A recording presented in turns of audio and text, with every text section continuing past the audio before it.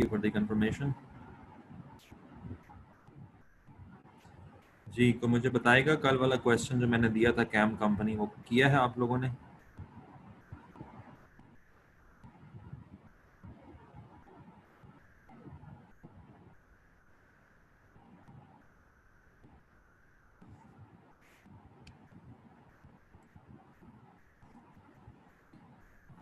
एक यस मिली है मुझे और एक और यस मिली है मुझे.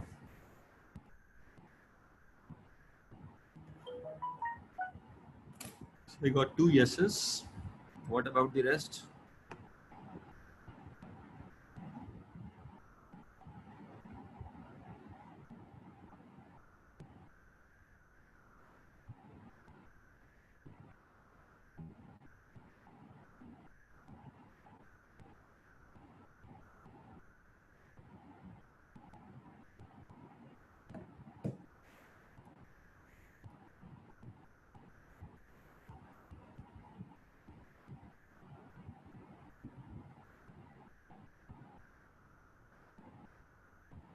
चलें, the good thing is this that maximum of you guys have attempted the question. मैं तो सोच रहा था कि शायद आपको क्वेश्चन मिले ही ना, क्योंकि बाज़ का स्टूडेंट्स इतने केयरलेस होते हैं कि सर कहते हैं कि सर वो तो हमें पेपर ही नहीं मिला. तो एटलीस्ट आप उस पेपर तक पहुंच गए, आपने उसको डाउनलोड किया, आपने सवाल पढ़ा, आपने समझा, आपने किया. अब कुछ लोगों का मसला ये है कि वो वेरीफाई नहीं कर पाए अपने जवाब को. कुछ लोगों का मसला ये है कि उनको कुछ एक आधा पॉइंट समझ नहीं आया. तो एनीवेज मैंने इसलिए आज के सेशन में एजेंडे में ये रखा हुआ था कि मैं आपको ये वाला जो क्वेश्चन है वो गो थ्रू करवा दूँ. उससे पहले मैं ज़रा SMA का सिलेबस खोलना चाह रहा था ताकि मैं आपको ज़रा प्रिसाइसली बताऊँ कि हम इस वक्त कहाँ पे हैं. तो बेसिकली आज की इस क्लास के बाद हम ये जो पहला पार्ट है कॉस्ट प्लानिंग का, हम इस पार्ट को कंप्लीट कर चुके होंगे. Learning curve was the first topic we did, life cycle costing was the second topic we did, target costing अगला टॉपिक हमने पढ़ा, और वैल्यू एनालिसिस, फंक्शनल एनालिसिस छोटी सी बात है जो आज के इस लेक्चर में मैं आपको एक्सप्लेन करता हूँ. सो आज पार्ट ए का जो पहला सेक्शन है कॉस्ट प्लानिंग का, इंशाल्लाह that will gonna be completed. और अगला जो पार्ट है कॉस्ट एनालिसिस, बहुत इंपॉर्टेंट पार्ट है. इसलिए मैं आपको चैप्टर आज एक व्हाट्सएप कर दूंगा सीमा P2 की किताब से. ये वहाँ से हमने कम्प्लीटली पढ़ना है, क्योंकि अगला भी जो है कॉस्ट मैनेजमेंट ये भी सीमा P2 की किताब से पढ़ना है. ये चैप्टर्स मैं आपको सेंड कर दूंगा, तो अगला फिर हम वहाँ से पढ़ेंगे. तो आज we gonna conclude cost planning. अच्छा, स्क्रीनशॉट से लेके क्वेश्चन कर लिया आपने, बड़ी बात है जी. स्क्रीनशॉट पे सारा क्वेश्चन तो नहीं आया होगा.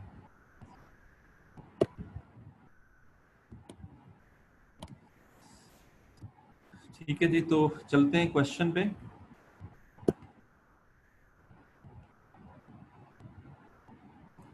तो क्वेश्चन क्या था? Cam company manufactures webcams devices which can provide live video and audio streams via personal computers.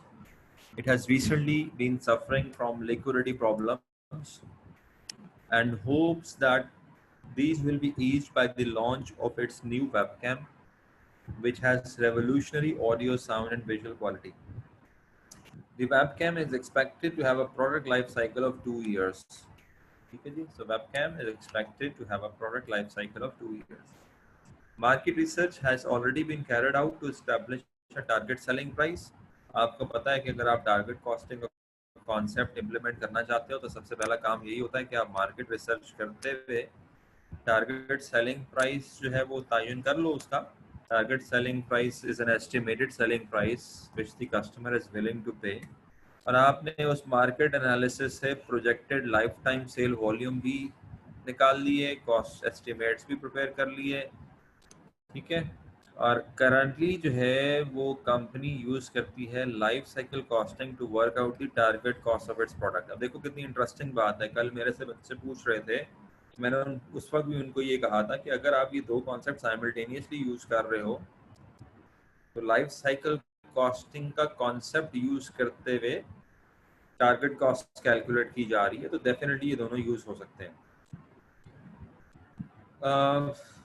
तो डेटा हमारे पास क्या आया, projected life time sale volume इतना होगा, टारगेट सेलिंग प्राइस इतनी होगी, टारगेट प्रॉफिट मार्जिन इतना होगा, टारगेट कॉस्ट ही होगी, और एस्टिमेटेड लाइफ साइकिल कॉस्ट ही होगी। ठीक है, तो ये सारा जो कैलकुलेशंस है वो हमारे सामने आ गई। और अगर हम एस्टिमेटेड कॉस्ट का और टारगेट कॉस्ट का फर्क ले लें तो हमें वाज़ेह तौर पे नजर आ रहा है कि 30 का कॉस्ट गैप है मटेरियल और लेबर का। ये बात खैर मैंने कल भी समझाई थी। अच्छा, मुझे समझ आ गया आपने स्क्रीनशॉट कैसे लिया है, क्योंकि कल मैं क्वेश्चन के मुख्तलिफ हिस्सों में बात कर रहा था, तो आपने 2-3 स्क्रीनशॉट ले लिए होंगे। अच्छा, अब कल भी हमने ये बात देखी थी कि कंपनी कॉस्ट गैप को कम करना चाह रही है, और उसने 2-3 ऐसे काम किए हैं जिससे कॉस्ट गैप कम हो जाएगा। और हमारा सवाल यही है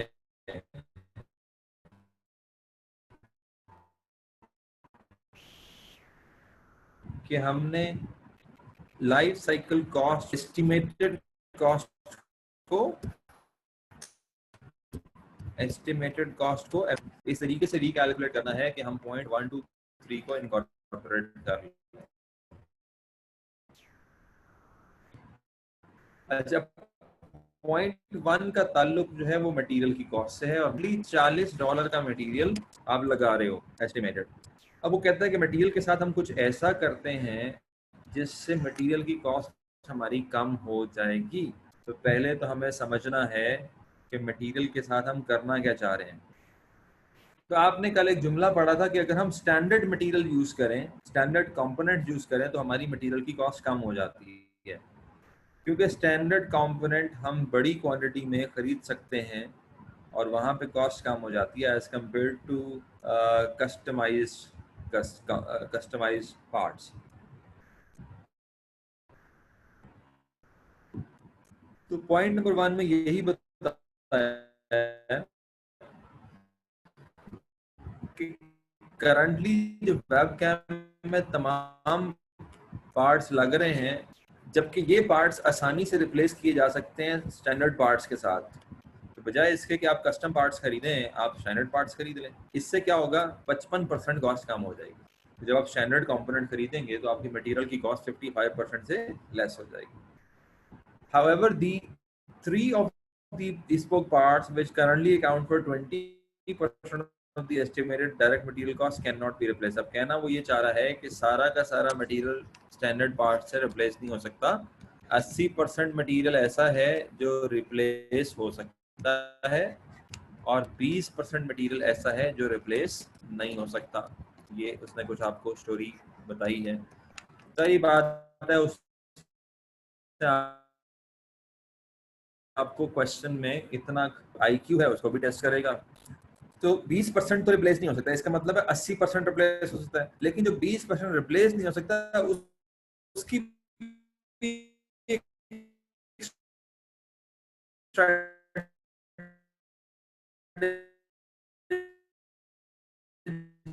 है, और वो स्ट्रेटजी ये है कि आप हो जाएगी। अब यहाँ से हमें 2 बातें लगती हैं। पहली बात हमें ये पता, और उसको रिप्लेस करने से कॉस्ट 55 है, उसका सप्लायर चेंज करना है, सप्लायर चेंज करने से 10% कॉस्ट कम हो जाएगी। अब इन दोनों चीजों को हमने अप्लाई करना है कॉस्ट स्ट्रक्चर पे। तो 40 के पहले तो कर लें 2 टुकड़े, 40 का 80 ले लें 32 हो जाएगा, 40 का 20% ले लें 8 हो जाएगा।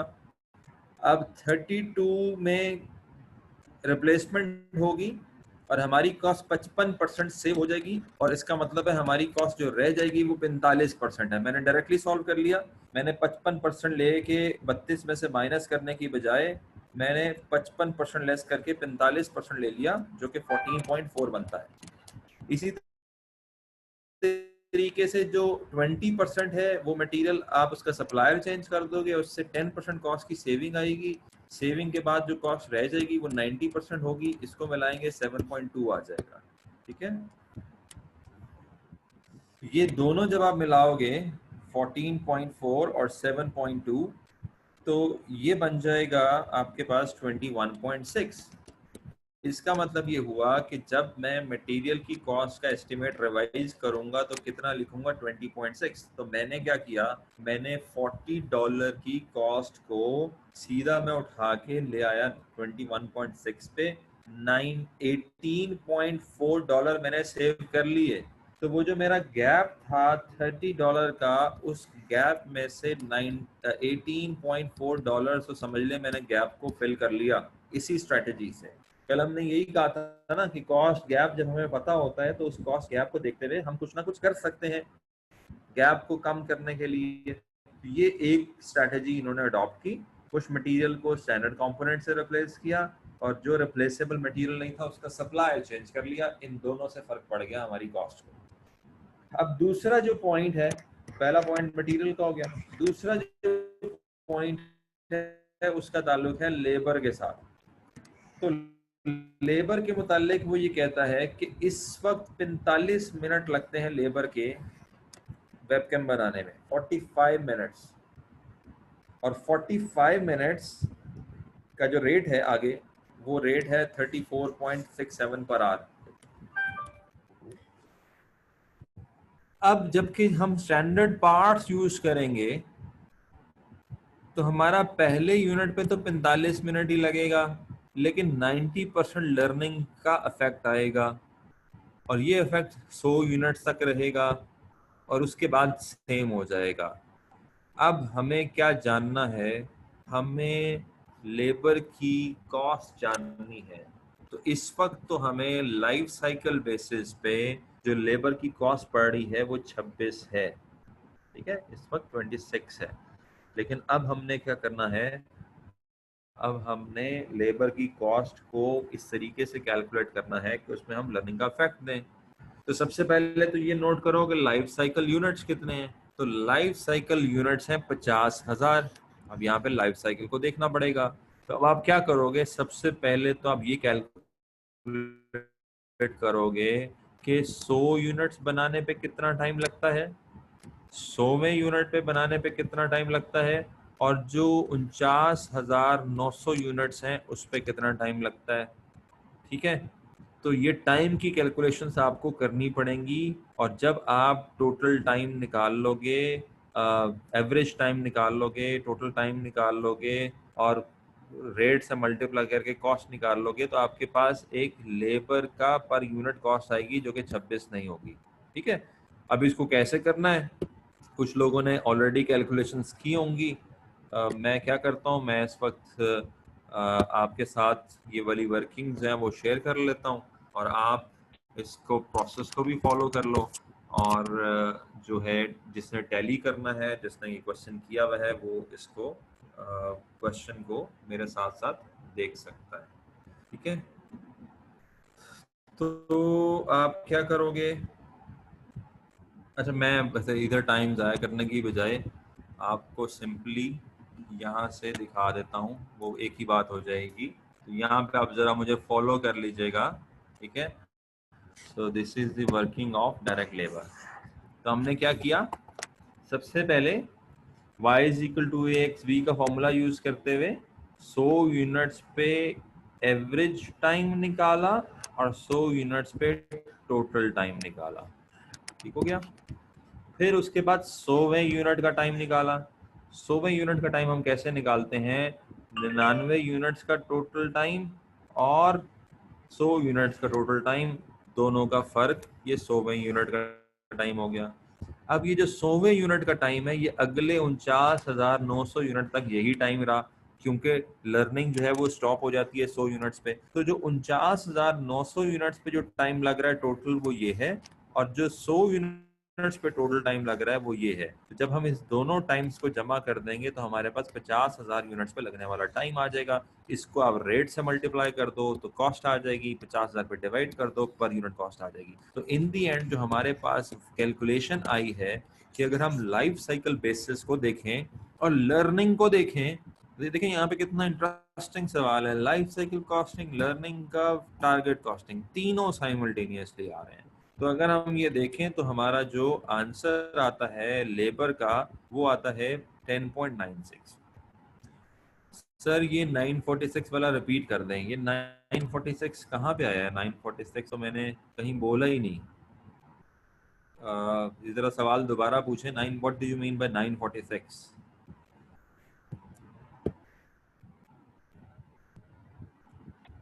टाइम, अच्छा रिमेनिंग टाइम वाला। हाँ चलो ठीक है, इसको मैं समझा देता हूँ आपको।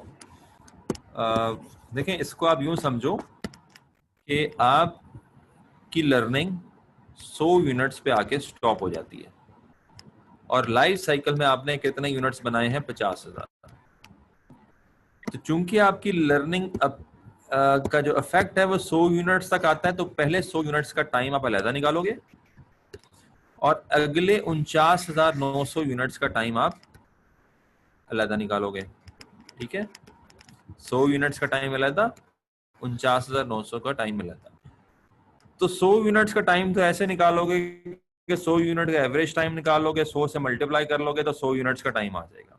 लेकिन 49,900 यूनिट्स का टाइम निकालने के लिए, चूंकि लर्निंग 100वें यूनिट पे सीज हो जाती है, तो आप 100वें यूनिट का जो टाइम है, 100th यूनिट का जो टाइम है, वो यहाँ पे उसने बताया है कि 100वें यूनिट पे 18.9644 मिनट्स लगते हैं।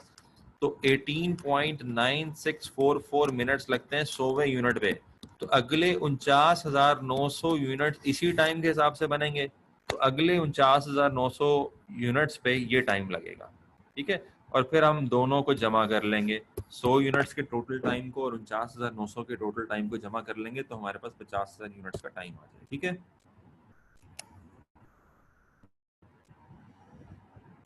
आदिल कह रहे हैं we can also calculate from direct labour cost. जी बिल्कुल, हम डायरेक्टली डायरेक्ट लेबर कॉस्ट से भी ये सवाल कर सकते हैं।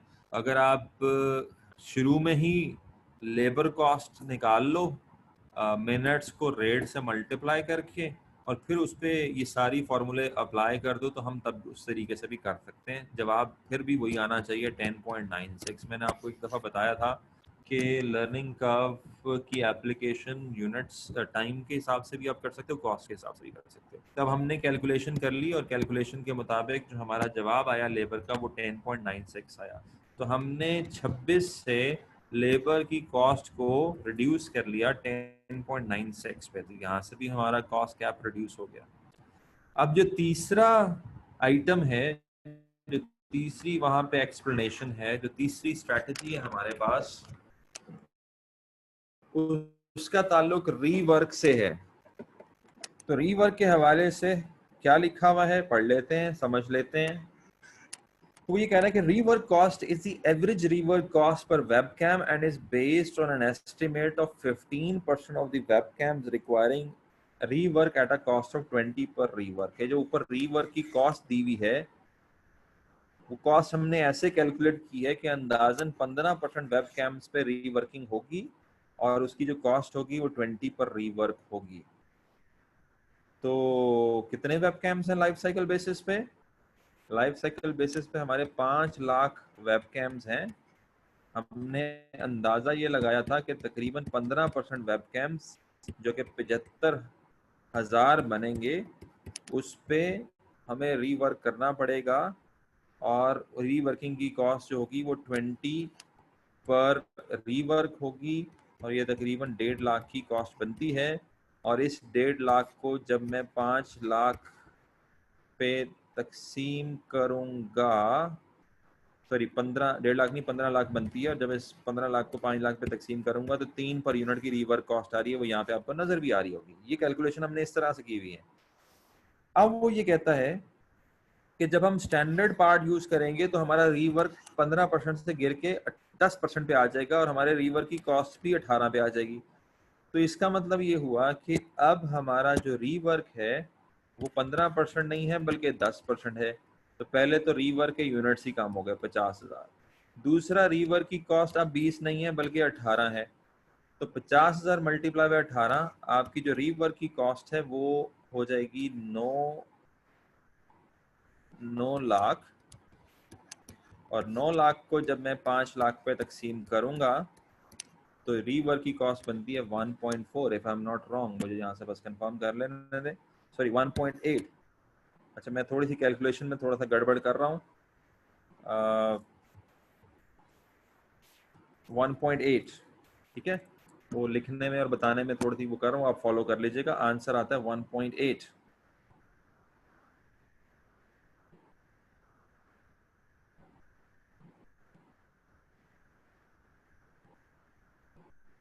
ठीक है, 1.8। तो अब क्या होगा, बस जवाब आ गया। हमने क्या करना है, 21.6 में 10.96 जमा करना है, मशीन की कॉस्ट जमा करनी है, क्वालिटी कंट्रोल कॉस्ट जमा करनी है, और ये 1 पॉइंट, ये सिर्फ 3 चीजें चूंकि चेंज हुई हैं, इसको अब आप एडजस्ट करोगे तो अब हमारे पास जो फाइनल आंसर बनेगा वो मैं आपको यहाँ से दिखा देता हूँ। हमारी जो डायरेक्ट मटेरियल की कॉस्ट है वो 21.6 हो गई वर्किंग 1, लेबर की कॉस्ट 10.96 हो गई वर्किंग 2, मशीन की कॉस्ट में कोई चेंज नहीं है as it is, quality control cost में कोई चेंज नहीं है as it is, rework cost 3 से कम होकर 1.8 हो गई 65.36, product development cost, marketing cost, non manufacturing cost, सारा कुछ डाला तो एस्टिमेटेड कॉस्ट कितनी होगी 125.36। पहले कितनी थी 160, तो 160 और 130 का गैप आ रहा था 30। अब अगर वो मेरे से दोबारा रिवाइज कॉस्ट गैप पूछ लेता तो मैं क्या कहता, मैं कहता भाई अब तो कोई कॉस्ट गैप है ही नहीं, अब तो वो नेगेटिव वाली बात है जिस तरह आप कल मुझे सवाल पूछ रहे थे। तो बेसिकली अब तो कोई कॉस्ट गैप नहीं है, आपने तो उल्टा एस्टिमेटेड कॉस्ट को टारगेट कॉस्ट के नीचे कर दिया है। So basically there is no cost gap. और नेगेटिव का कॉन्सेप्ट मैंने आपको बताया था, कॉन्सेप्चुअली बनता ही नहीं है कि आप कॉस्ट गैप को नेगेटिव के सेंस में देखें। So that was the question. If you have any query, do let me know about the topic। और उसके बाद फिर मैं चला जाता हूँ आज के टॉपिक पे, वैल्यू एनालिसिस पे बात करते हैं। वैसे तो वैल्यू एनालिसिस पे क्या बात करनी, कल काफ़ी हद तक वैल्यू एनालिसिस पे ऑटोमेटिकली बात होगी क्योंकि टारगेट कॉस्टिंग में हम कर ही वैल्यू एनालिसिस रहे होते हैं। तो बड़ा छोटा सा कॉन्सेप्ट है, अभी कर लेते हैं। उसके बाद आज हम कोशिश करेंगे कि कुछ MCQs की प्रैक्टिस कर लें related to life cycle costing और टारगेट कॉस्टिंग, क्योंकि आज मैं अगले टॉपिक पे नहीं जाऊंगा एक्टिविटी बेस्ड कॉस्टिंग पे। आज हमने उसी डोमेन में रहना है जो कि कॉस्ट प्लानिंग में, अभी मैंने जिस तरह आपको बताया, कॉस्ट प्लानिंग में आती है। So basically today we are doing that part.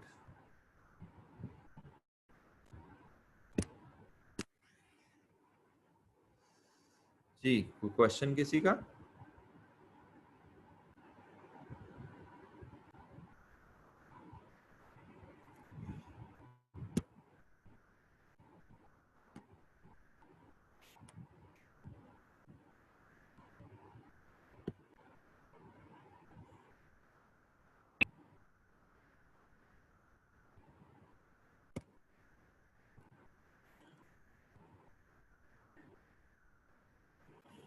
कोई क्वेश्चन नहीं है।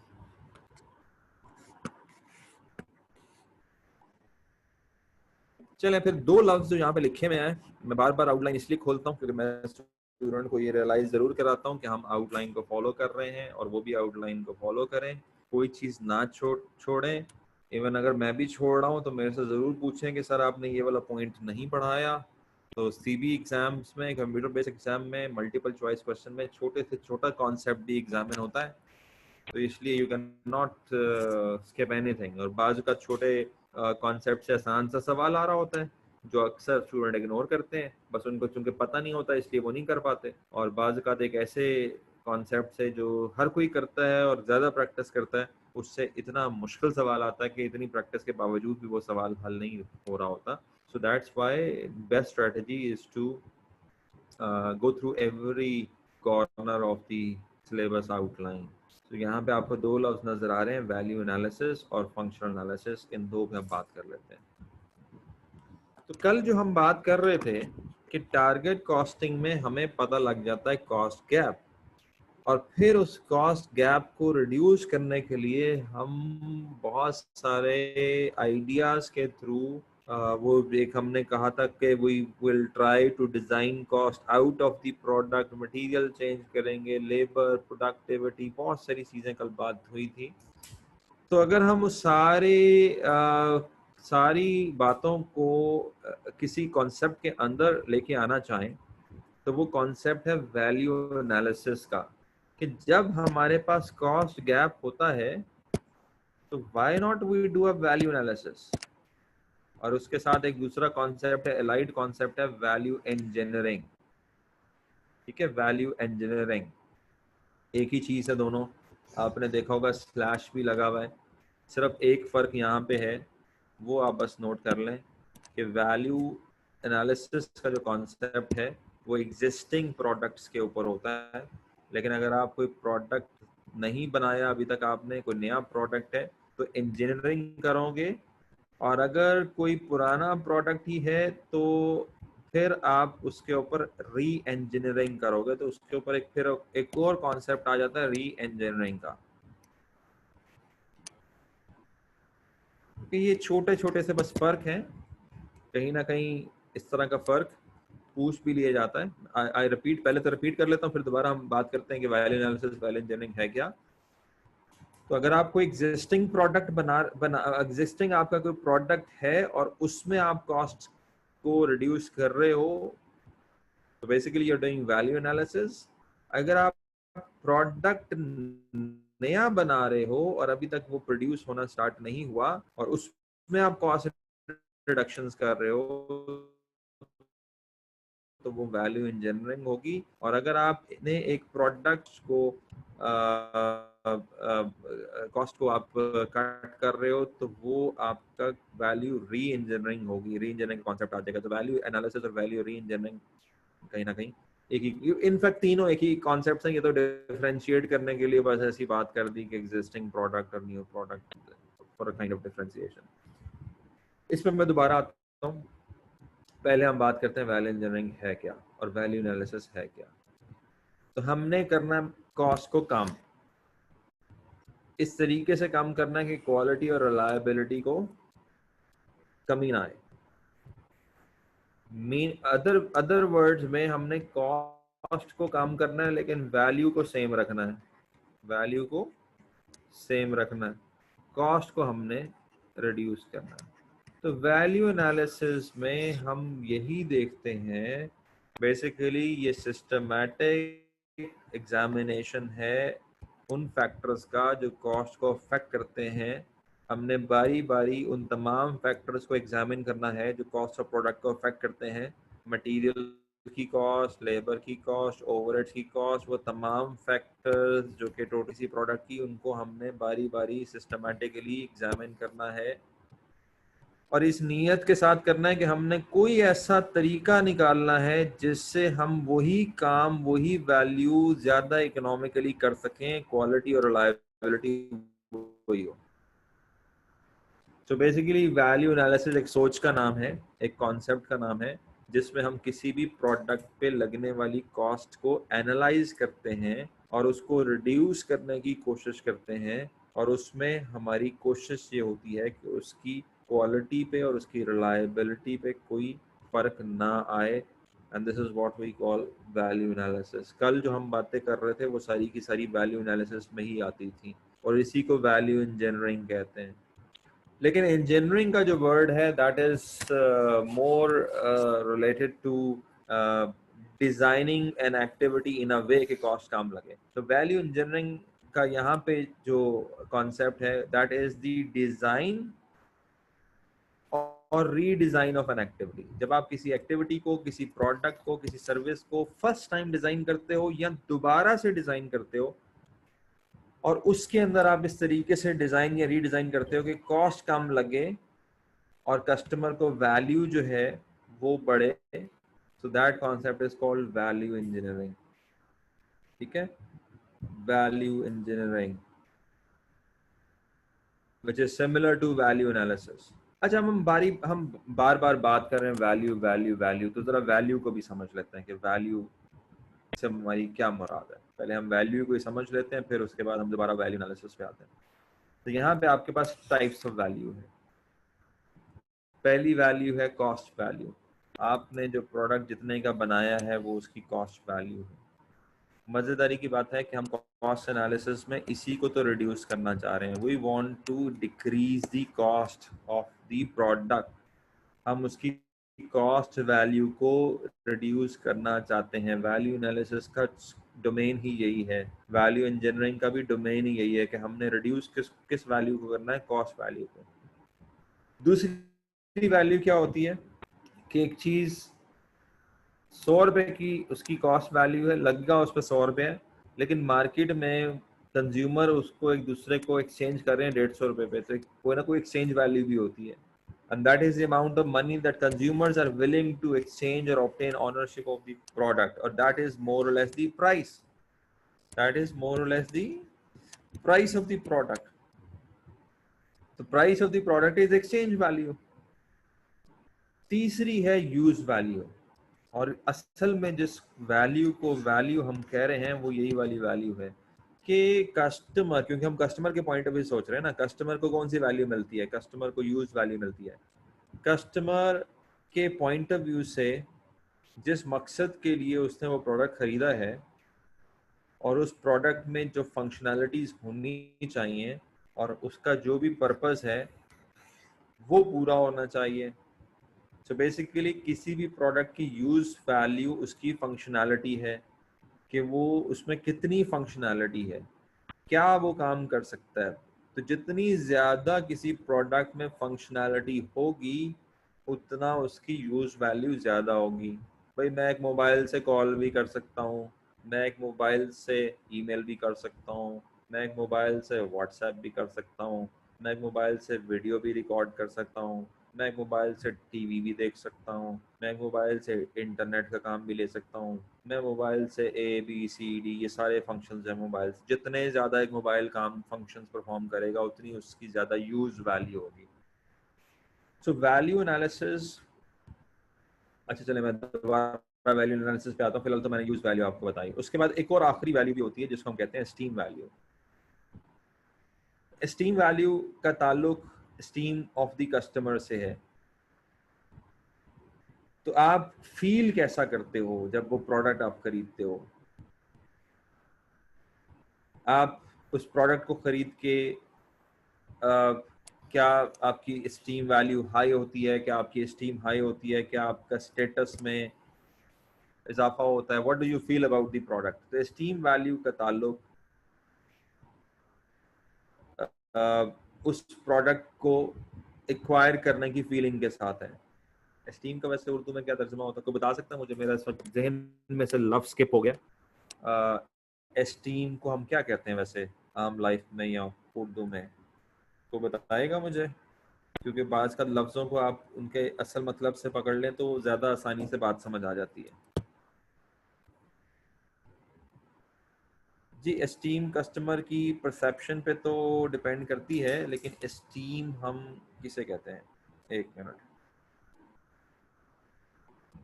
इज्जत, respect, and that is purely regard. ठीक है,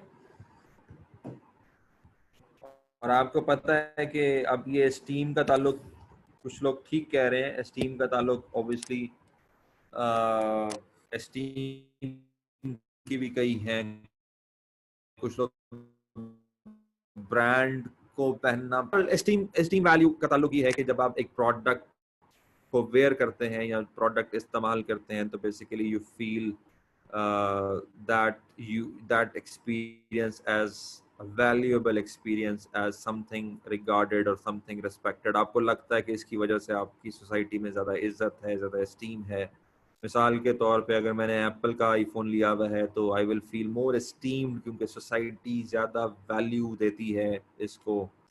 तो स्टीम का ताल्लुक, मेरा घर DHA में है तो I will feel more esteemed in the sense that ज़्यादा मेरी स्टेटस होगा, इज्जत होगी। खैर ये बड़ा रिलेटिव सा कॉन्सेप्ट है, इस्लामिक कॉन्सेप्ट, और ये बड़ी डिफरेंट सी चीज़ें। पर satisfaction, inner satisfaction, worth of one self in his और हर ओन आइज, अब आप लोग भी मुझे बता रहे हैं बिल्कुल यही बात है। तो देखो अब वो कह रहा है कि वैल्यू एनालिसिस, वैल्यू किस चीज का फंक्शन है, वो कहता है वैल्यू फंक्शन है यूज का और एस्टीम का। असल में वैल्यू एनालिसिस में हमने वैल्यू को या तो सेम रखना है या एनहांस करना है। यानी कि अब हम सोचेंगे कि हमने जो यूजर है, जो कस्टमर है, उसको उसकी यूज को भी बेहतर करना है, उसकी एस्टीम को भी बेहतर करना है, और एट द सेम टाइम हम क्या करना चाह रहे हैं, कॉस्ट वैल्यू को रिड्यूस करना चाह रहे हैं। बहुत मुश्किल काम है ये वैसे। सो वैल्यू एनालिसिस का मकसद है इम्प्रूव्ड कॉस्ट वैल्यू रिलेशनशिप। ये जो वैल्यू और कॉस्ट का रिलेशन है, यानी कि समझ लें कि 100 रुपए की कॉस्ट से 100 रुपए की वैल्यू दे रहे हैं, या 100 रुपए की कॉस्ट से 500 रुपए की वैल्यू दे रहे हैं, या 100 रुपए की कॉस्ट से 1000 रुपए की वैल्यू दे रहे हैं, ठीक है, इसको हमने इम्प्रूव करना है। अब मुझे यहाँ से एक प्रैक्टिकल मिसाल थोड़ी सी जहन में आ गई, हो चूंकि मैं खुद ही वो काम कर रहा हूँ, तो कल भी किसी ने कहा था रियल लाइफ एग्जांपल दें, तो मैंने एक छोटा सा एक यही कोरोना डेज में, कोविड-19 के डेज में कुछ स्टूडेंट्स की हेल्प के लिए और मैंने एक ऑनलाइन सेटअप बनाया और उस पर मैं ऑनलाइन ट्रेनिंग्स भी करता हूँ, टीचिंग्स भी करता हूँ। वो पूरी एक एजुकेशनल वेबसाइट बनाई हुई है, उस पर ICMA के भी कोर्सेज हैं, ACC के भी हैं, सीमा के भी हैं, और भी आइंदा आना शुरू हो जाएंगे by the name of Glocal academy. उस नाम का भी एक अपनी बैकग्राउंड है, वो किसी दिन आपसे मैं बात करूंगा, शेयर करूंगा, फिर इस तक वो मकसद नहीं है। तो मैं अपना जो पहला लेसन दे रहा होता हूँ, तो मैं कस्टमर को कहता हूँ,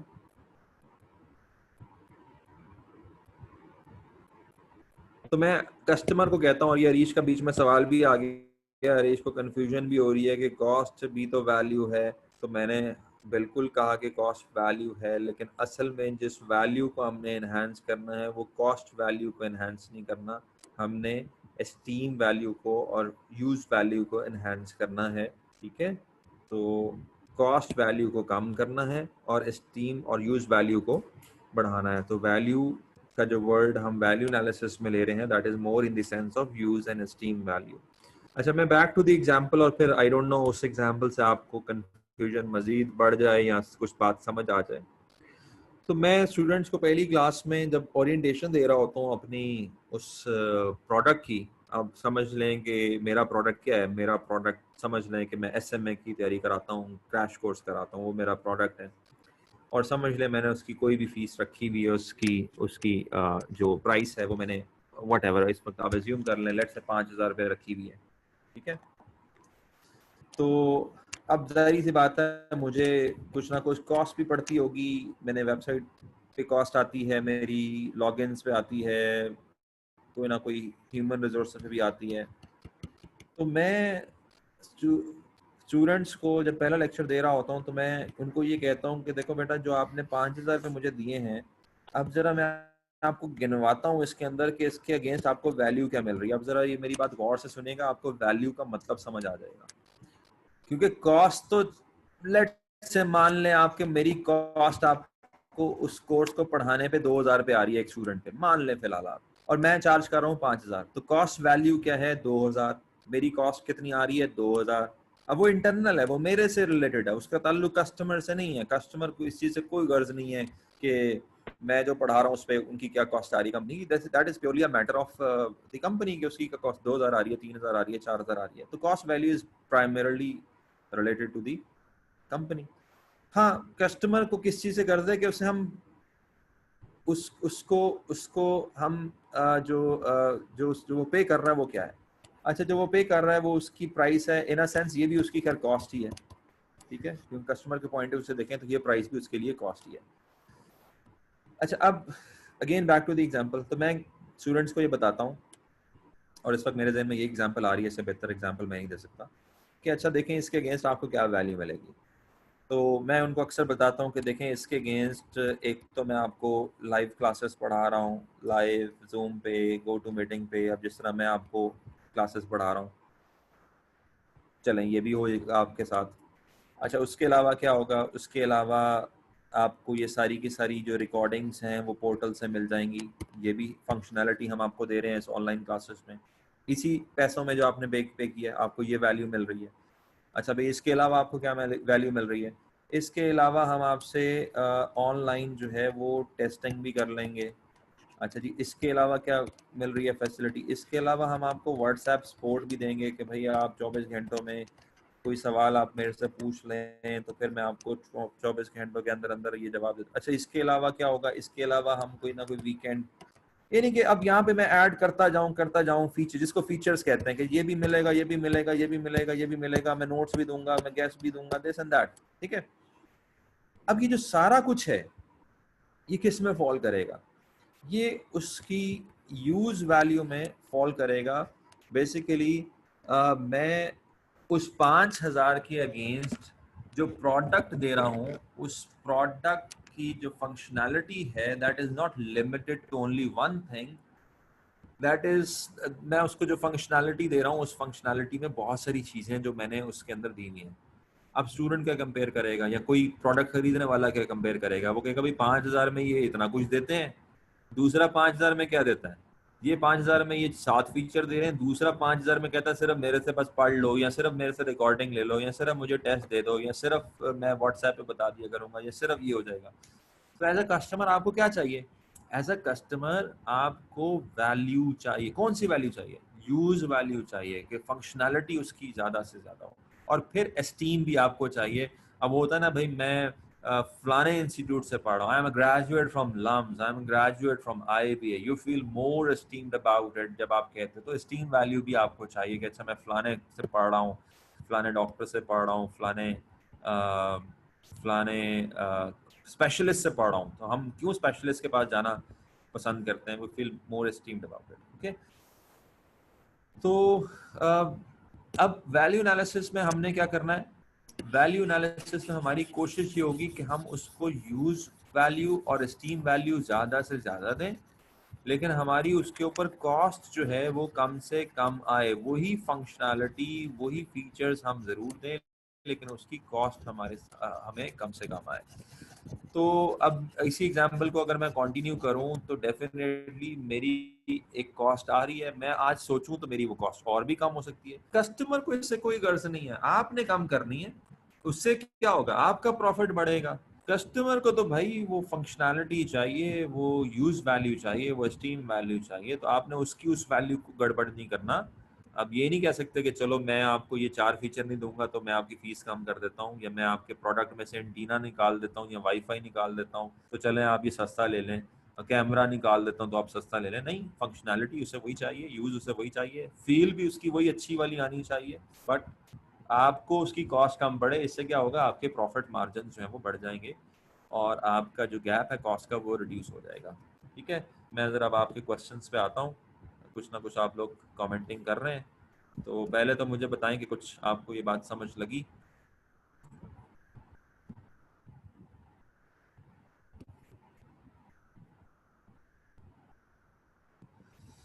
अच्छा जी, अब कह रहे हैं जी आपके sir, can we say services against product is known as use value?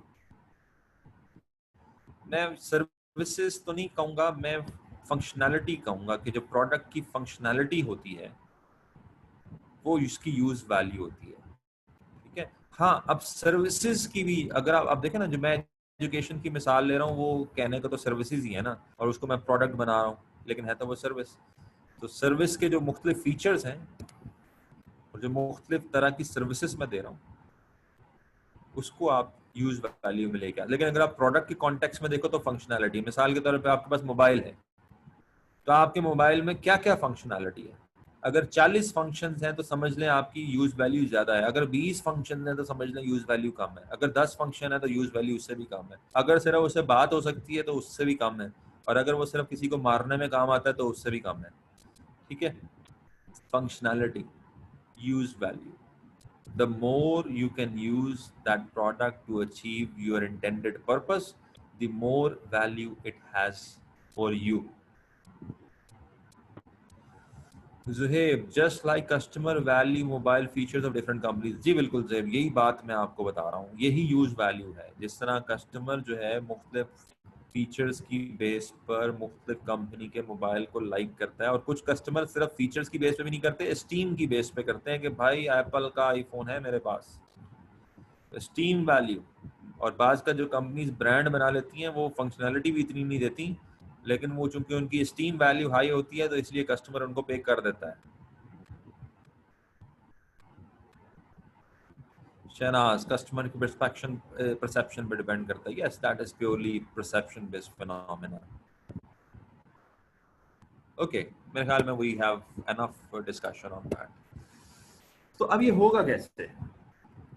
ये होगा कैसे? वैल्यू एनालिसिस होगा कैसे? तो बात ये है कि आपको पहले तो देखें, कल भी हमने क्या कहा था टारगेट कॉस्टिंग में? कल भी हमने ये कहा था कि पहले ही स्टेप के तौर पे टारगेट कॉस्टिंग का पहला स्टेप क्या है? मार्केट रिसर्च करो, कस्टमर के पास जाओ, कस्टमर से पूछो कि कौन कौन से फीचर्स उसको पसंद हैं, कौन से पसंद नहीं हैं, किस फीचर को वो ज़्यादा लाइक करता है, किस फीचर को वो लाइक नहीं करता, किस फीचर को होना चाहिए, किस फीचर को नहीं होना चाहिए, और फिर उससे प्राइस के बारे में भी आइडिया ले लो, क्वालिटी के बारे में भी आइडिया ले लो। तो वैल्यू एनालिसिस में सबसे पहले तो आपको यही जानना पड़ेगा कि कस्टमर किस चीज को ज्यादा वैल्यू देता है, कौन सी फंक्शनैलिटी उस प्रोडक्ट की उसको ज्यादा अच्छी लगती है। क्या वो मोबाइल में कैमरे को ज्यादा वैल्यू देता है, सेल्फी कैमरे को ज्यादा वैल्यू देता है? अब देखो, ज्यादा मार्केट कंपनियां उसी हिसाब से अपने प्रोडक्ट को मार्केट भी कर रही होती हैं। सेल्फी मोबाइल है, ये मोबाइल है।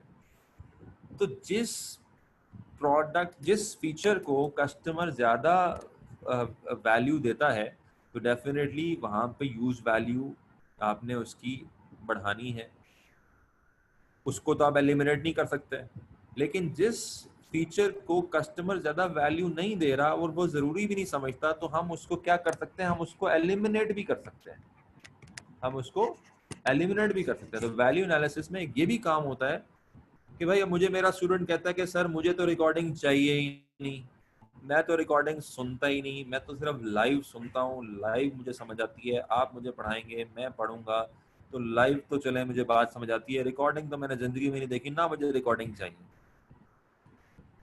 तो अगर मुझे एक कस्टमर भी यही कह रहा है, दूसरा भी यही कह रहा है, तीसरा भी यही कह रहा है, चौथा भी यही कह रहा है, तो मुझे क्या शौक चढ़ा है कि मैं एक वेबसाइट ऑन करूं, उस पर रिकॉर्डिंग्स डालूं, उस रिकॉर्डिंग्स को अपलोड करने की कॉस्ट, उसको मेंटेन करने की कॉस्ट, तो मैं क्या करूंगा? मैं टोटली अपने प्रोडक्ट से वो फीचर उड़ा दूंगा और मैं अपनी कॉस्ट सेव कर लूंगा उस प्रोडक्ट की।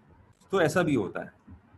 अगर एक फीचर कस्टमर उसको वैल्यू नहीं देता, तो आप उसको एलिमिनेट करके कॉस्ट को बचा सकते हो।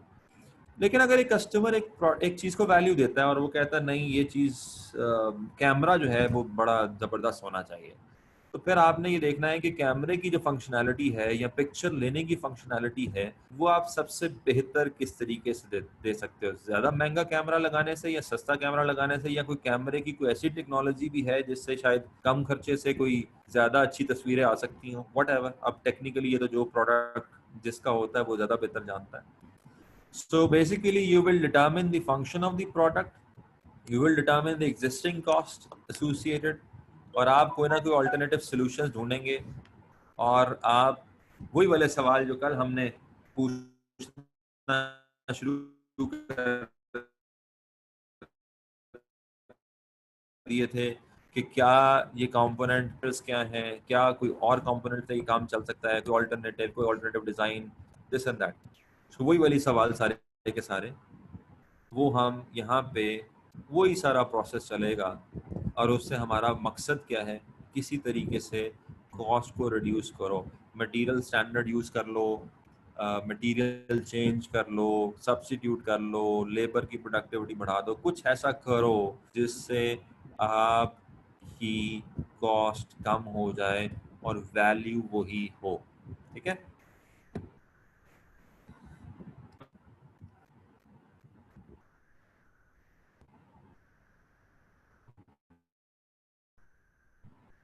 Okay, right. क्वेश्चन आना बंद हो गए हैं, तो इसका मतलब है आपको या तो समझ आ गया, या बस आपने कहा कि बस ठीक है, अब इससे ज़्यादा क्या समझें। अच्छा, यही कॉन्सेप्ट वैल्यू एनालिसिस भी कहलाएगा, यही कॉन्सेप्ट वैल्यू इंजीनियरिंग भी कहलाएगा। फर्क फिर वही है, इंजीनियरिंग पहली दफ़ा होती है, नए प्रोडक्ट में होती है, पहली दफ़ा जो काम कर रहे हो उसको इंजीनियर करना पड़ता है, और अगर आपका एग्जिस्टिंग प्रोडक्ट है उसकी वैल्यू एनालिसिस कर रहे हो, तो फिर वो आप उसको वैल्यू एनालिसिस कहोगे। ये बस एक बारीक सा फर्क है, हो सकता है किसी एमसीक्यू में वो आपसे इस तरीके से पूछ ले कि फर्क क्या है। तीसरी चीज है फंक्शनल एनालिसिस। वैसे तो आपकी जो यहाँ पे आउटलाइन में लिखा हुआ है, तो आपको वैल्यू एनालिसिस, वहां तो वैल्यू इंजीनियरिंग का वर्ड ही नहीं है, तो आप बस वैल्यू एनालिसिस तक ही रहें, इंजीनियरिंग को ना बीच में कंफ्यूज करें। तो जो अगला वर्ड है वो है फंक्शनल एनालिसिस। अब अगर मैं आपको ये कहूं कि वैल्यू एनालिसिस, फंक्शनल एनालिसिस भी वैल्यू एनालिसिस है, तो ये गलत नहीं होगा। फंक्शनल एनालिसिस भी वैल्यू एनालिसिस ही है, लेकिन फंक्शनल एनालिसिस अब नाम से जाहिर है कि ये आप परफॉर्म करते हैं function by function. Value analysis में आप ओवरऑल प्रोडक्ट को देखते हैं, but in functional analysis you perform value analysis of each function separately. बस कुछ इतना ही फर्क है। So functional analysis uses the functions of a product as the cost object. अब जिस तरह मैंने कहा कि एक मोबाइल का एक फंक्शन है कैमरा, ठीक है, पिक्चर लेना। तो फंक्शनल एनालिसिस क्या करेगा? फंक्शनल एनालिसिस उस एक फंक्शन को कॉस्ट ऑब्जेक्ट बना लेगा और फिर ये देखेगा कि उस फंक्शन की बेस्ट वैल्यू कहाँ से कैसे ली जा सकती है विद द मिनिमम कॉस्ट।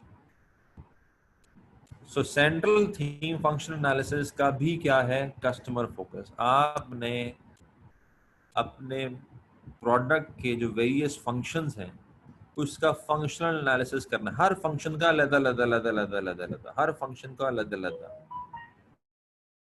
और इस नियत से करना है कि उस फंक्शन की बेस्ट वैल्यू कस्टमर को कैसे दी जा सकती है एट लेसर कॉस्ट। अब इसकी मिसाल यहाँ पे उन्होंने एक सर्विस बिजनेस से दी हुई है, ये मिसाल हम पढ़ लेते हैं। For example, a newsletter sent out by an accounting company may have functions of advertising services, keeping clients up to date with new developments, providing details of social events and networking opportunities. कि accounting company है, वो newsletter issue करती है और उस newsletter में वो अपने क्लाइंट्स को बताती है कि हम एडवर्टाइजिंग सर्विसेज भी प्रोवाइड करते हैं, हम क्लाइंट्स को सॉरी एक अकाउंटिंग फर्म न्यूज़लेटर इशू करती है और उस न्यूज़लेटर के थ्रू ये वाले फंक्शंस परफॉर्म करती है। ठीक है, न्यूज़लेटर के थ्रू ये फंक्शंस परफॉर्म करती है और न्यूज़लेटर के थ्रू वो क्या बता रही है? एडवर्टाइजिंग, न्यूज़लेटर में एडवर्टाइजिंग कर रही है अपनी, न्यूज़लेटर के थ्रू क्लाइंट्स को अप टू डेट कर रही है और न्यूज़लेटर के थ्रू उनको इवेंट्स और नेटवर्किंग अपॉर्चुनिटीज बता रही है। Now what it is saying, there may be many ways of achieving these functions. देखिए, अगर आप क्लाइंट को अप टू डेट ही करना, अब इस बात को गौर से सुनिएगा, अगर आप क्लाइंट को अप टू डेट ही करना चाहते हैं तो आप व्हाट्सएप भी तो कर सकते थे। फंक्शन क्या है? फंक्शन है क्लाइंट को अप टू डेट रखना। इस फंक्शन को परफॉर्म करने के लिए न्यूज़लेटर भेजना प्रिंटेड कोई जरूरी तो नहीं था।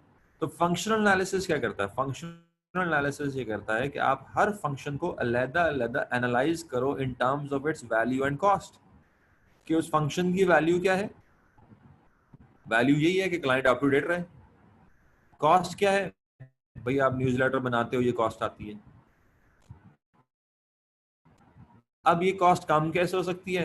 व्हाट्सएप कर दो, व्हाट्सएप पे कोई कॉस्ट है? कोई कॉस्ट नहीं है। फेसबुक के थ्रू अपडेट कर दो। सो बेसिकली जब आप हर फंक्शन को अलग-अलग कॉस्ट वैल्यू की डोमेन में एनालाइज करते हो तो वो फंक्शनल एनालिसिस कहलाता है। तो वैल्यू एनालिसिस और functional analysis are very close to each other. Functional analysis is specific to the function, value analysis is specific to the product. ठीक है, गो के वैल्यू एनालिसिस में भी कहीं ना कहीं आप फंक्शनल एनालिसिस ही कर रहे होते हो, तो मोर और लेस एक ही चीज है। ठीक है, तो वो ये कह रहा है कि आप इस फंक्शन को किसी और तरीके से भी परफॉर्म कर सकते थे। आप लेटर भेज सकते थे, ईमेल भेज सकते थे, वेबसाइट पे इंफॉर्मेशन पोस्ट कर सकते थे, जिस तरह मैंने कहा व्हाट्सएप कर सकते थे, फेसबुक कर सकते थे। तो आपने उस फंक्शन को ही अगर परफॉर्म करना था तो लीस्ट कॉस्टली वेज भी थे, वो आप कर सकते थे। क्योंकि वैल्यू जो है कस्टमर की वो ये है कि उसको इतला मिल जाए, बस वक्त पे इंफॉर्मेशन मिल जाए। वक्त पे इंफॉर्मेशन मिल गई, वैल्यू नहीं मिली, वैल्यू नहीं। So you can provide the same value, rather better value. शायद व्हाट्सएप जल्दी पहुंच जाए, शायद ईमेल जल्दी पहुंच जाए, न्यूज़लेटर ने तुमके फिजिकली जाना है, न्यूज़लेटर को देर लग जाए, तो उल्टा वैल्यू भी इनहैंस हो रही है अगर आप व्हाट्सएप कर दो या ईमेल कर दो as compare to newsletter send करो। So this is what we do in functional analysis. ठीक है, इसकी कई और मिसालें हैं प्रोडक्ट के हवाले से भी हैं, जिस तरह मैं यहाँ पे आपको बता रहा था एक मोबाइल वाली कंपनी, तो इसी तरीके से एक प्रोडक्ट मोबाइल फ़ोन, उसमें MP3 प्लेयर भी है, वॉइस रिकॉर्डिंग फीचर भी है, कैमरा भी है, इंटरनेट भी है। ये तमाम क्या फंक्शंस हैं, कॉल रिसीव करना, टेक्स्ट करना, ये तमाम क्या है फंक्शन है। तो आप क्या करोगे, अगर आप फंक्शनल एनालिसिस कर रहे हो तो आप हर फंक्शन का अलग-अलग सर्वे कराओगे, कस्टमर की परसेप्शन लोगे कि कस्टमर वो आप उससे पूछोगे कि 1 से 5 के स्केल में बताएं कि MP3 प्लेयर कितना ज़रूरी है, 1 से 5 के स्केल में बताएं कि वॉइस रिकॉर्डिंग फीचर कितना ज़रूरी है। फिर इन तमाम फीचर्स को रैंक करें 1 2 3 4 5 6 में कि पहले नंबर पे कौन सा फीचर ज़रूरी है, दूसरे नंबर पे कौन सा ज़रूरी है, तीसरे नंबर पे कौन सा ज़रूरी है, चौथे नंबर पे कौन सा ज़रूरी है। So you will carry out research, उससे आपको पता लगेगा कि कस्टमर किस फीचर को ज़्यादा वैल्यू देता है और किसको कम वैल्यू देता है, और फिर उस फंक्शन को आप बेहतर तरीके से कैसे परफॉर्म कर सकते हो और कम कॉस्ट कैसे लगा सकते हो, कौन सा आइडिया जिससे कॉस्ट बच जाएगी, और इससे होगा क्या, आपका टारगेट कॉस्ट कम होना शुरू हो जाएगी और आपका कॉस्ट गैप कम होना शुरू हो जाएगा। So all these things are linked together, all these things, life cycle costing, target costing, value analysis, functional analysis, all these things are linked together, so it's a broader concept, और ये उसकी जो application है उस पर हमने बात कर ली।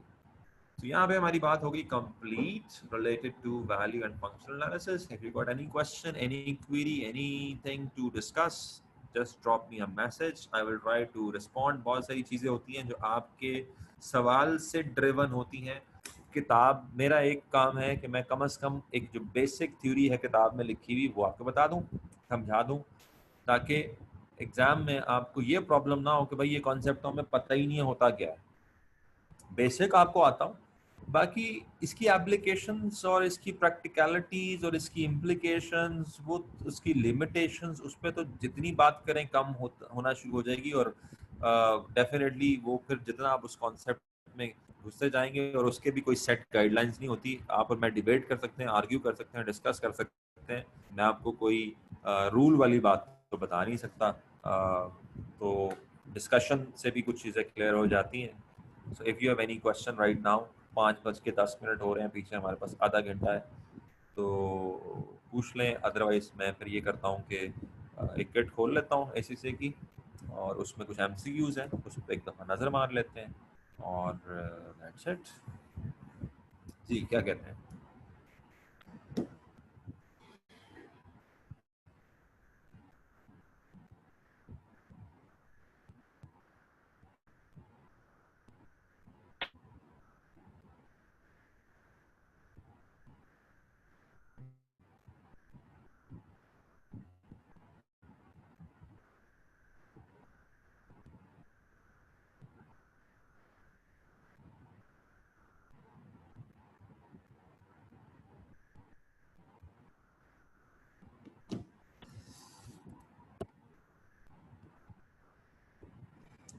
MCQs पे चलते हैं, तो ठीक है, मुझे ज़रा ट्रांजिशन करने दें।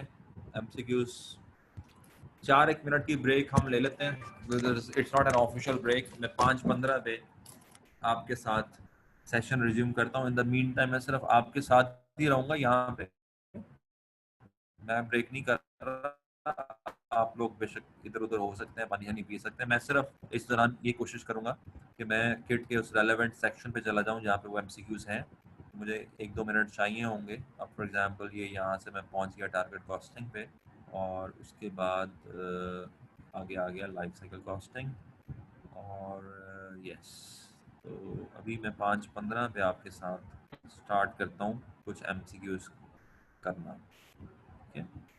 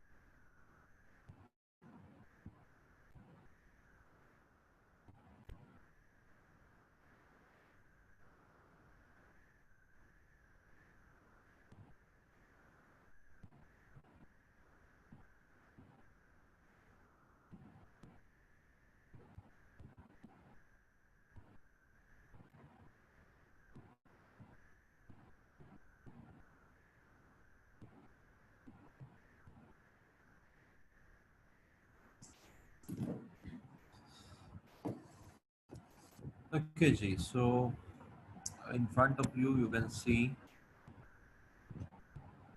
what happened.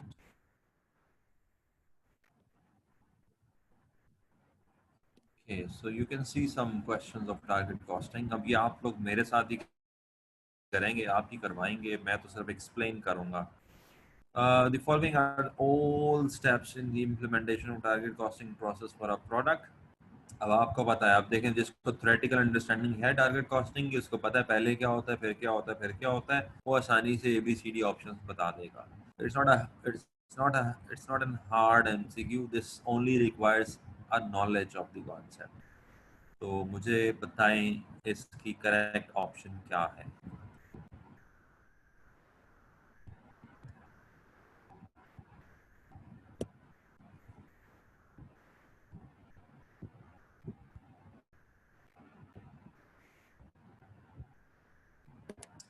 ठीक, इसका जो करेक्ट आंसर है, you have correctly identified. Those of you who are giving me answers, answer is C. सबसे पहले सेलिंग प्राइस, फिर रिक्वायर्ड प्रॉफिट, फिर टारगेट कॉस्ट, फिर एस्टिमेटेड कॉस्ट, फिर gap. So 43125 is the right sequence of the steps to be performed for implementation of target costing. Okay. 15. In target costing, which of the following would be a legitimate strategy to reduce the cost gap for a product that existed in comparative industry with demanding shareholders? अगर आपके share holders demanding हो, industry comparative हो और cost gap हो, तो सबसे बेहतर strategy कौन सी होगी? बताएं जी, आंसर बताएं. Increase selling price, reduce the expectation gap by reducing the selling price, reducing the desired profit margin, and mechanizing production in order to reduce average production cost. What is the most appropriate, legitimate strategy?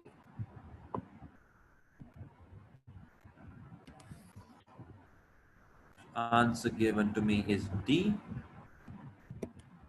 and that is the right answer. The answer is D. Selling price बढ़ा सकते हैं, नहीं बढ़ा सकते, industry comparative है. से बढ़ा तो सकते हैं, वैसे बढ़ा देंगे नुकसान होगा. Reduce the expectation gap by reducing the selling price. Expectation gap कोई ऐसी चीज होती नहीं है, ठीक है, कोई कॉन्सेप्ट ही नहीं है. Reducing the desired profit margin, क्या ये कर सकते हो? नहीं कर सकते. शेयर होल्डर भी डिमांडिंग है, वो कहते हैं जी आप हमारा प्रॉफिट मार्जिन क्यों कम करते हो? तो आप क्या करोगे, आप मैकेनाइज करोगे प्रोडक्शन को, और उससे जो एवरेज प्रोडक्शन कॉस्ट है वो कम हो जाएगी. Question number 16. Which of the following strategies would be immediately acceptable method to reduce an identified cost gap? Immediately acceptable method.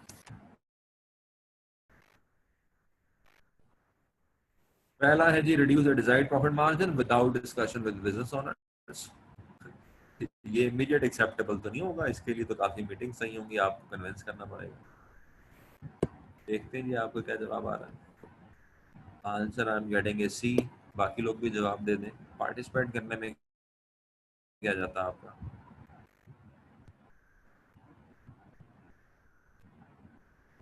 Reduce the predicted selling price.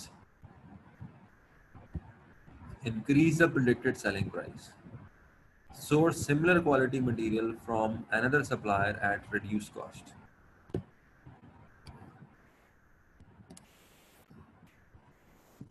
So answers we are getting. अच्छा, जब आप answer दे रहे हो ना, तब kindly आप 16 dash लिख के आंसर दें, क्योंकि अब आपके आंसर ना मिक्स होना शुरू हो गए हैं. मैं जब पढ़ रहा हूँ तो C D C लिखा हुआ है. अब ये नहीं पता कि वो 15वें का जवाब था, 16वें का जवाब था, 14वें का जवाब था. तो 16 डैश C लिखें तो फिर शायद मुझे बात समझ आती है. तो yes, this is an acceptable strategy कि आप similar quality material ले लें from another supplier, और ये भी चेंज कर लें तो नया सप्लायर अमूमन कुछ डिस्काउंट दे देता है और हमारी कॉस्ट सेव हो जाती है.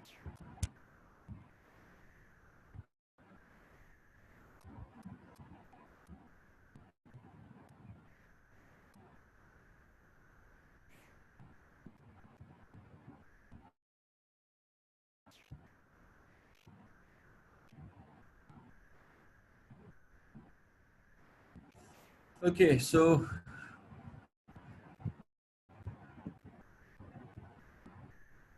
the predicted selling price for a product is 56 per unit. Desired markup is 25%. Material cost is 16. Before allowing for additional material to allow for shrinkage, shrinkage 10% है. For every 10 kg of material going in, only 8 kg comes out. If labor is the other cost and 2 hours are needed, what is the most business can pay per hour if cost gap is to be avoided? हाँ, ये अब बड़ा technical सवाल आ गया. तो पहली attempt के लिए तो मैं आपको कहता हूँ कि आप जरा देखो करना क्या है. पहले तो देखो कॉस्ट गैप को अवॉइड करना है. अगर आपने कॉस्ट गैप को अवॉइड करना है तो आपकी टारगेट कॉस्ट कितनी है. पहले तो आप टारगेट कॉस्ट निकाल लो. टारगेट कॉस्ट कैसे निकलेगी. 56 के सेलिंग प्राइस में से आपने डिजाइड मार्कअप जो है वो माइनस करना है. अब ये मार्कअप और मार्जिन का कॉन्सेप्ट यहाँ पे आ जाएगा. तो मार्कअप परसेंटेज ऑफ कॉस्ट होता है. तो अब यहाँ पे selling price is equal to cost plus profit. Selling price 56 है, कॉस्ट हमें पता नहीं है और मार्कअप जो है वो 25% ऑफ कॉस्ट है. तो x यहाँ पे क्या आ जाएगा 56 डिवाइडेड बाय 1.25 और x हमारे पास आ जाएगा 56 डिवाइडेड बाय 1.25, ये आ जाएगा 44.8. ये होगी टारगेट कॉस्ट. ऐसा ही है, if I'm not doing wrong.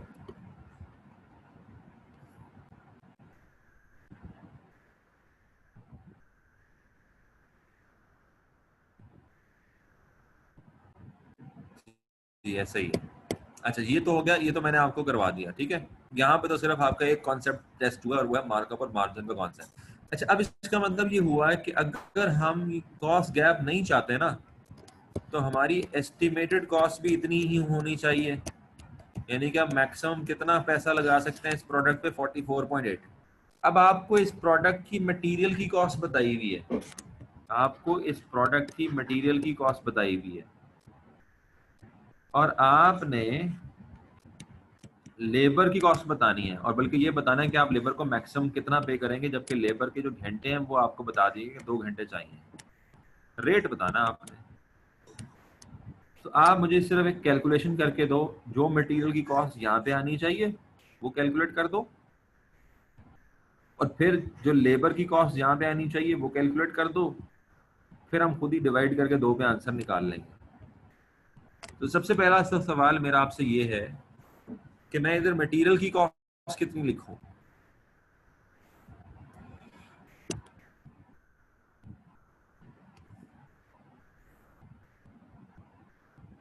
Answer ही निकाल लिए सीधा ही 12.8 पर आर. मुझे नहीं पता ये आंसर ठीक है या गलत है. मैं यहाँ पे आहत आपका आंसर नोट कर लेता हूँ. बट फिलहाल मेरे सवाल का जवाब दें कि मटेरियल की कॉस्ट में यहाँ पे कितनी लिखूं. मटेरियल की कॉस्ट आप कह रहे हैं 16 डिवाइडेड बाय 0.8 लिखूं, यानी कि मैं मटेरियल की कॉस्ट लिखूं 20.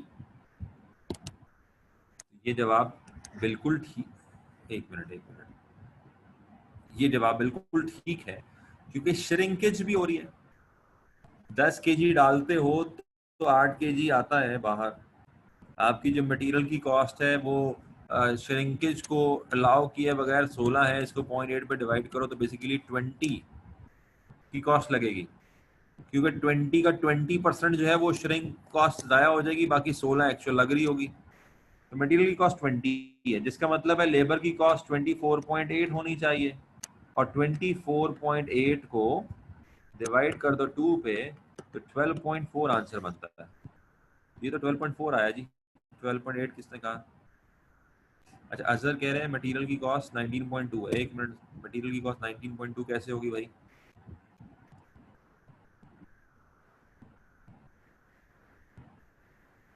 मटेरियल की कॉस्ट 19.2 कैसे हो गई. 16 को 0.8 पे डिवाइड करो तो क्या आएगा. 20 ही आएगा जी, 20 ही आएगा.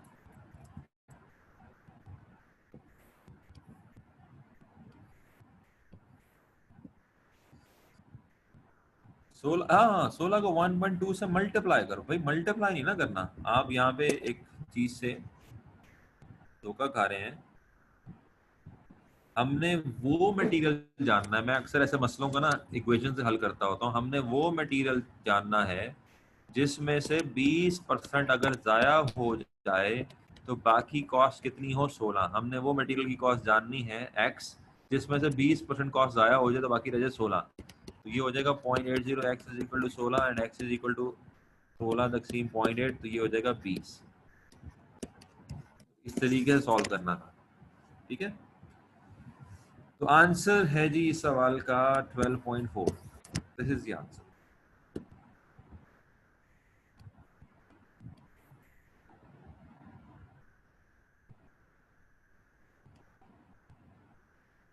अच्छा भाई, अब ये देख लो कि सवाल किसका है। इस सवाल में चार चीजें इकट्ठी वो टेस्ट कर रहा है। श्रिंकेज का कॉन्सेप्ट, जो कि नॉर्मली मैनेजमेंट अकाउंटिंग में भी बच्चों को तंग करता है, सवाल श्रिंकेज वाला मामला भी अक्सर प्रॉब्लम करता है, वो भी टेस्ट कर लिया उसने। मार्कअप मार्जिन भी टेस्ट कर लिया, कॉस्ट गैप का कॉन्सेप्ट भी टेस्ट कर लिया, और रेट भी निकलवा लिया। तो ये एमसीक्यूज ना बाज का बड़े ट्रिकी होते हैं।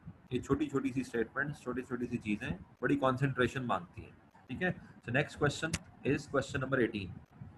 Which of the following techniques is not relevant to target costing? Target costing से relevant कौन सी टेक्निक नहीं है? Value analysis, variance analysis, functional analysis, activity analysis. Activity analysis is not part of target costing.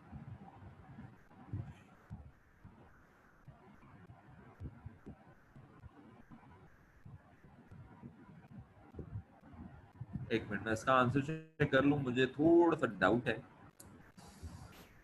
मुझे जरा इसका answer check करने दें। 18, अब मुझे काफी नीचे जाना पड़ेगा। 36।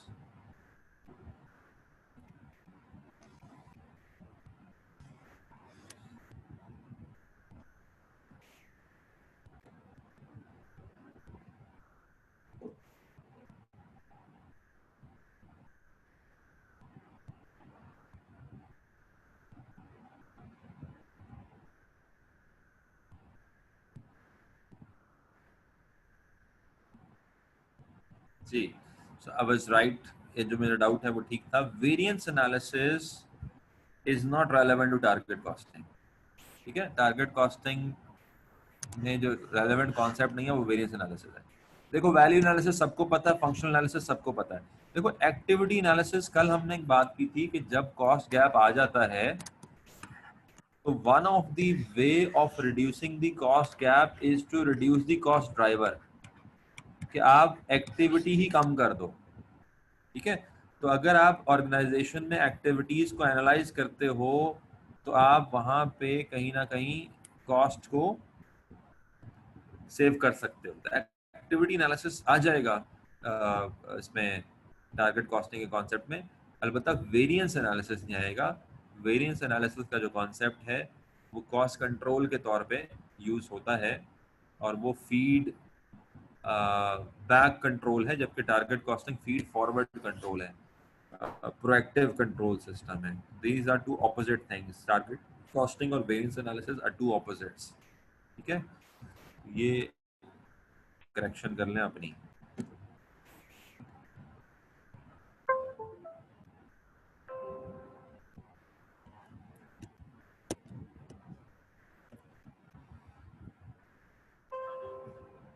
चलो जी, आगे एक सवाल है आपका।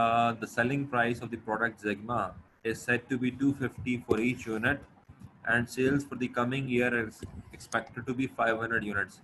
The company required rate of return is 15% of investment of 250,000। Target cost बता दें जी इसकी। ये तो सिंपल सी कैलकुलेशन है, ये तो सारे ही कर लें। टारगेट कॉस्ट बता दें। 19 लिख के कॉस्ट बताइएगा, 145, 155, 165 या 175।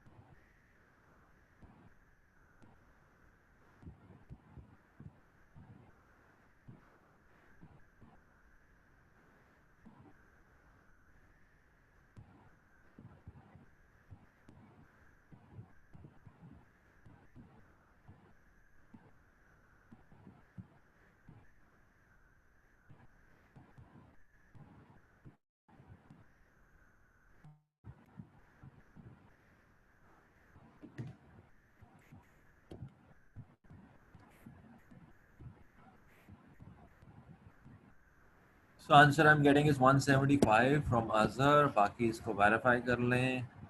आपने क्या करना था, 15% लेना था 2.5 लाख का, उसको 500 रुपये तकसीम करना था, उसको 250 में से माइनस करना था, तो आपके पास टारगेट कॉस्ट आ जानी थी। And I guess if you did the same you will get the same answer and the answer would be 175। ठीक है जी, ये एक सिंपल सी कैलकुलेशन हमने कर ली।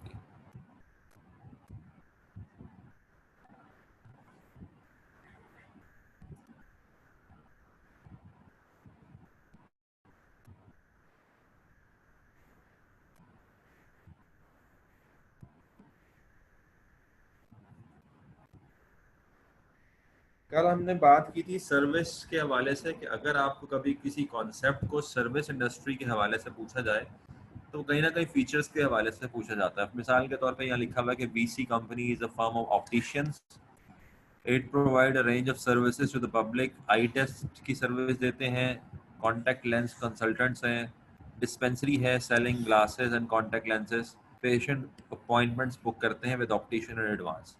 अपॉइंटमेंट 30 मिनट की होती है जिसमें ऑप्टिशियन असेस करता है पेशेंट की रिक्वायरमेंट्स को और उसको सर्विसेज देता है जो उसकी ज़रूरत है। अपॉइंटमेंट के बाद पेशेंट्स को हम चांस देते हैं कि वो लेंसेज बाय कर लें फ्रॉम दी डिस्पेंसरी। यानी कि ये बिल्कुल ऐसा जैसे आप किसी ऑप्टिशियन के पास जाते हैं और आप उसको कहते हैं भाई मेरी नज़र चेक कर लो, वो नज़र चेक करता है, चेक करने के बाद कहता है भाई अगर आपने हमारे से वो खरीदना है ऐनक या लेंसेज वो आप हमारे से खरीद लें, नहीं खरीदना तो ठीक है, ये आपकी रिपोर्ट है। तो सर्विस आपने क्या दी, आई टेस्ट की और जो असेसमेंट है उसकी। Which of the following describe a characteristic of the services provided by an optician at VC during a standard appointment. ये जो आपने 30 मिनट की अपॉइंटमेंट में सर्विसेज दी हैं, कौन सी कैरेक्टरिस्टिक जो है उसको डिस्क्राइब करेगी? Tangible, homogeneous, non perishable, simultaneous. तो अगर तो कल की बात में आपने ये लफ्ज मेरे से सुने थे, एक आधा शायद ना सुना हो, लेकिन अगर नहीं भी सुने तो जरा तुक्का मार के देखें कि ये जो 30 मिनट की अपॉइंटमेंट में जो सर्विस दी गई है उसमें कौन सा फीचर है सर्विस का जो रिफ्लेक्ट हो रहा है।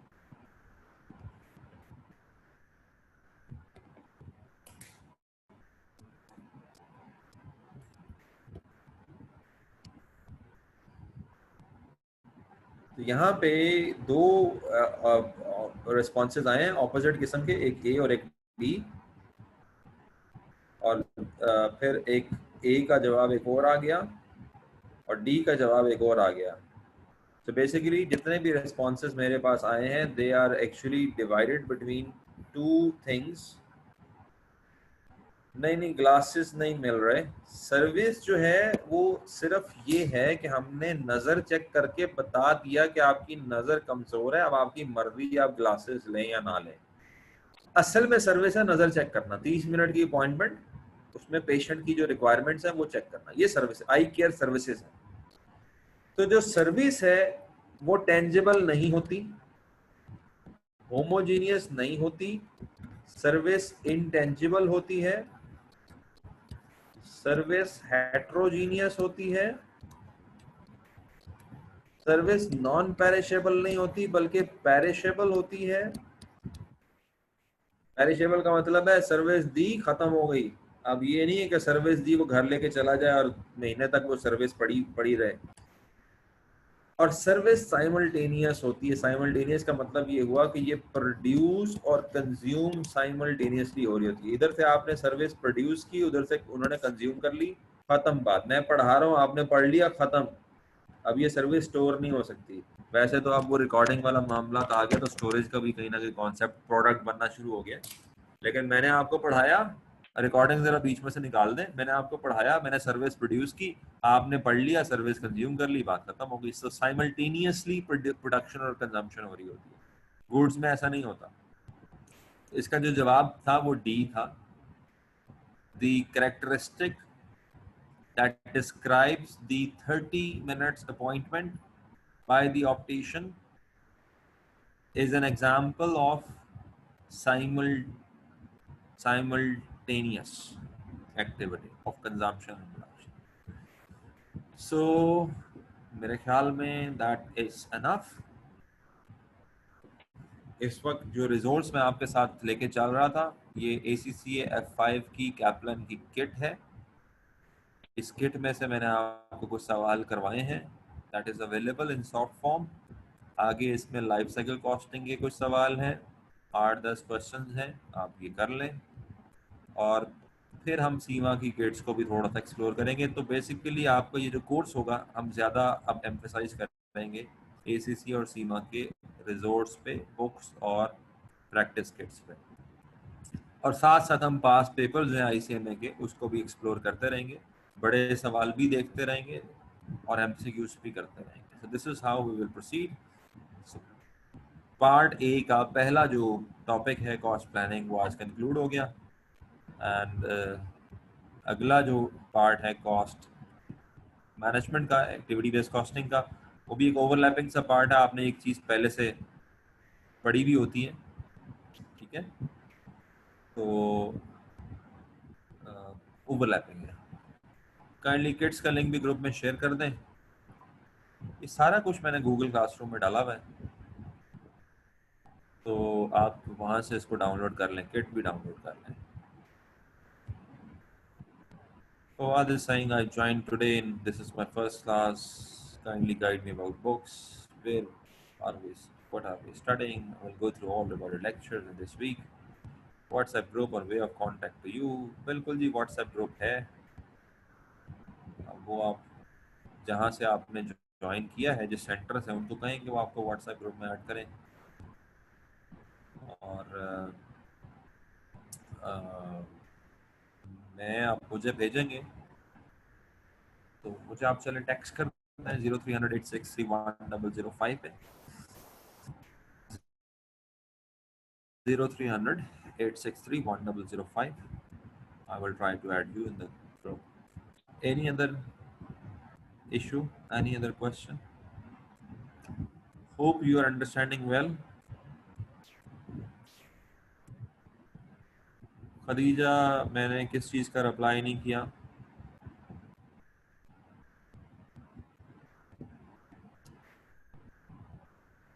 और पहली बात तो ये है कि रिप्लाई करना मेरा पे फर्ज भी नहीं है, but anyways I want to learn what I did not reply.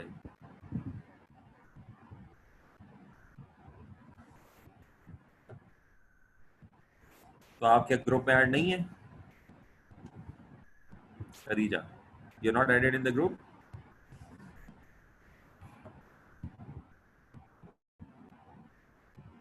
Now how you are added to the group then? आप किस तरह से ग्रुप में आई हैं?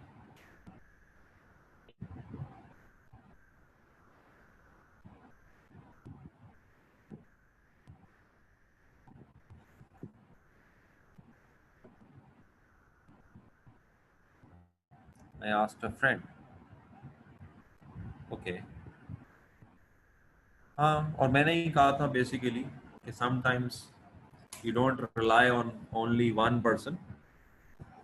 मैंने ग्रुप का जो लिंक है वो शेयर किया हुआ है, तो आप एक दूसरे को हेल्प करें, एक सेंटर से रिलेटेड एक दूसरे को हेल्प करें। और मेरे पास टाइम होगा मैं रिप्लाई कर दूंगा, नहीं होगा तो I am not applies to. आजकल चूंकि यूनिवर्सिटीज ओपन हो गई हैं, we are teaching 8 to 10 hours a day including these classes. WhatsApp group भी तकरीबन 20-20, 25-25 ग्रुप्स बने हुए, तो इसलिए हेल्प ईच अदर और एक दूसरे को ऐड करें, लिंक भेजें। मैंने इसलिए लिंक शेयर किया हुआ है। ओकेजनली अगर आप मुझे मैसेज करते हैं, मेरे पास टाइम होगा, मैं आपको इस वक्त ऐड कर दूंगा। So this is how we will go. और ये जो प्लीज़ व्हाट्सएप ग्रुप बनाया है, this is not for a chit chat. एक दिन बहुत ज़्यादा मैसेजेस आप लोग डिस्कस कर रहे थे, ये सिर्फ मैं इंफॉर्मेशन शेयरिंग के लिए बनाया हुआ है, या एक आधी क्वेरी के लिए। Don't use it as group where you can put everything, क्योंकि मैं आपको बता रहा हूँ मेरे पास इस तरह के 25 से 30 ग्रुप्स हैं जिसको मुझे देखना होता है, और वो इतना ओवरलैपिंग कंटेंट हो जाता है कि नज़र पड़ती नहीं है। And this is one of the reason of not responding as well. Anyways, let's hope for best, and I will see you tomorrow. Sorry, not tomorrow, in the next week. Inshallah. Take care. Allah.